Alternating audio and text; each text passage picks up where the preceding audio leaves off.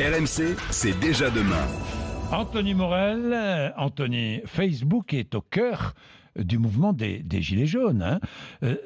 Dans l'algorithme de Facebook intervenu il y a quelques mois, il y a un changement qui est passé presque inaperçu, qui a eu un impact décisif. Ouais, c'est un peu l'effet papillon, c'est-à-dire une décision qui a été prise dans un bureau de la Silicon Valley et qui a permis l'émergence et le développement du mouvement des Gilets jaunes. Il n'y a pas que ça, évidemment, mais ça a eu un impact. Cette décision, c'est quoi ? C'est de changer le fil d'actualité de Facebook. Le fil d'actualité, en gros, c'est ce qui s'affiche quand vous ouvrez votre page Facebook. Jusqu'ici, jusqu'à il y a quelques mois, ce qui s'affichait en priorité, c'était des articles de presse, des vidéos de RMC Découverte, des vidéos virales aussi, des labradors qui font du toboggan, enfin peu importe.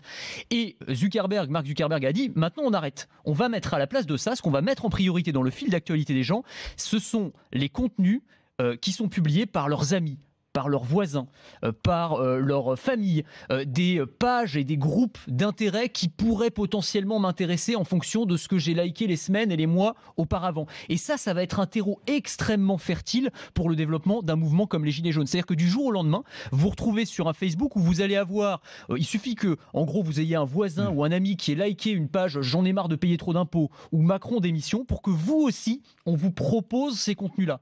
Et si vous aussi, vous likez un de ces contenus, alors là, on va vous en proposer de plus en plus et vous allez vous retrouver dans une espèce de bulle de confirmation. C'est en fait un drôle de monde. Voilà, Facebook qui ne paie pas un sou d'impôt en France, qui tout à coup influence. Oui, alors la je pense politique française. C'est pas de manière volontaire, si vous voulez. C'est simplement l'algorithme qui est fait comme ça, si vous voulez. Je sais, mais c'est intéressant. Dans un drôle de monde. On vit dans un drôle de monde. Ce qui est intéressant, en fait, c'est que, et c'est un des biais et je pense, des défauts des réseaux sociaux aujourd'hui, c'est qu'effectivement, on ne va vous proposer du contenu que du contenu en fait qui va dans votre sens, qui va renforcer vos opinions. Et donc, évidemment, quand vous êtes dans cette mouvance-là, dans le mouvement des Gilets jaunes, on va vous proposer que des choses qui viennent renforcer votre colère, quoi, finalement. Il y a aussi des cyberattaques. Oui.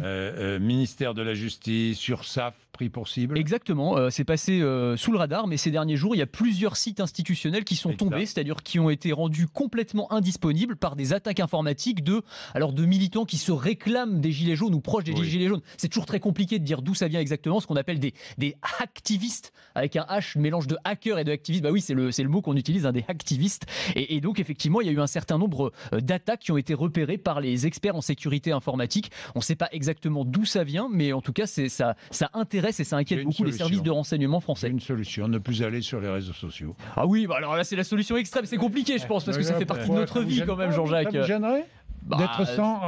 moi, pas du tout. Moi, j'aurais du mal à m'en passer. Moi. Vous auriez du mal à vous en passer? Je pense. Pas moi. Je saurais ce que mes amis du collège ont mangé hier midi. Ah ouais, d'accord.